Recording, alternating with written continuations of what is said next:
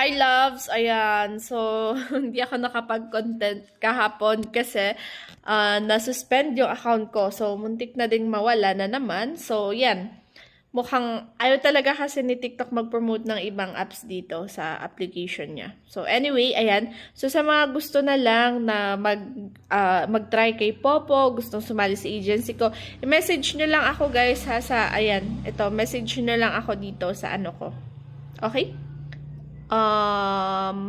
Message me sa page ko. Yan. Ito yung account ko. Okay? So, may tanong siya, sabi niya dito, paano po if mag-sub-agent siya tapos hindi daw niya na-reach yung ano mangyayari sa account? Guys, wala namang kailangan ma-reach sa pagiging agent eh. Kung meron kang na-invite or wala, tas agent ka, okay lang. As long as active yung account mo. Pero pag di nag-active yung account mo for 7 days ata is